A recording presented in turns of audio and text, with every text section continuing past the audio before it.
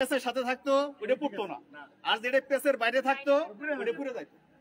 আমরা যদি একতাবদ্ধ থাকি আমাদের পূর্ণ অভিযান কিচ্ছু না, জন টিপ দিবে টনটনা কিছু করতে পারবো না। কিন্তু যদি আমরা ওই যে ভুলকি হয়ে থাকি তাহলে পুড়ে দিতে পারবো। এটা হলো এক। 2 নম্বর কথা হলো যে আমরা চাকরি করি স্কুলে, আমরা কারো ভৃত্য না, কেউ আমাদের মনিব না, সেও চাকরি করে আমরাও চাকরি করি। একটা স্কুলের পিছনে যে অবদান তার 95% থাকে হলো সহকারী।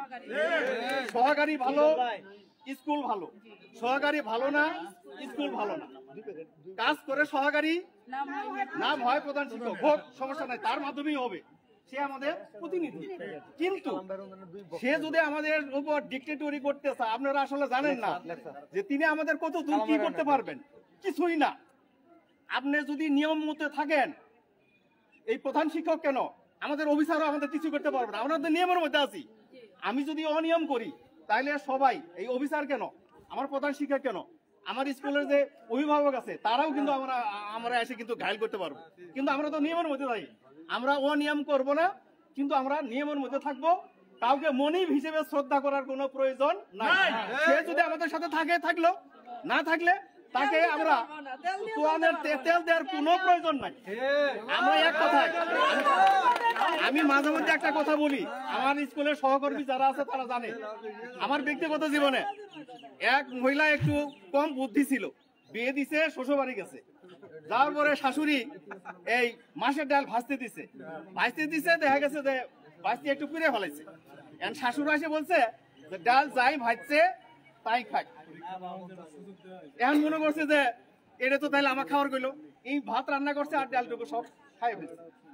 এখন কথা হলো যে পরীক্ষা আমাদের সম্মতিতে যদি না হয়, আমরা একটা আজ পর্যন্ত পরীক্ষার একটা সাদা পৃষ্ঠা হাত দিয়ে ধরি নাই,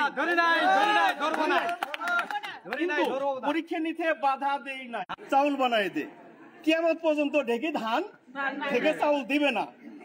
কাপড়টা যখন মাংরাত পেঁচাইয়ে মাংরাত শক্তি করে ঢেকির পিছনে যখন আপনি লাথি দিবেন, তখন দেখবে যে ঢেকি উঠবে আর নিচে যাবে, তখন আপনার চাউল বের হবে। কোন আন্দোলন আজ পর্যন্ত কোনো কিছু দাবি এই ঢেকির পিছনে যেমন লাথি দেওয়া লাগে, এই আন্দোলন এই ধরনের কঠিন কর্মসূচি ছাড়া জমে না। তার দাবি আমরা নামছি, আমরা সবাই একতা থাকবো। একজন যদি বিপদে পড়ে তার জন্য আমরা সবাই আর যে কিছু কিছু ময়ের উৎসুকতা করবো, প্রয়োজনে আমরা তাদের সামাজিক ভাবে বয়কট করব। এই প্রযুক্তির যুগে তারা কিভাবে কল্পনা করে যে ফোনে একখানে একটা তথ্য দেয়, আপনি এটা করেন, আমারও উর্দু শিকার হয়। আরে যে স্কুলে আপনি তথ্য দিলেন, ওই স্কুলে হেডমাস্টার তো তখনই বলে যে ওই হেডমাস্টার কইলো পরীক্ষা নিতেছি, সহকারী আমরা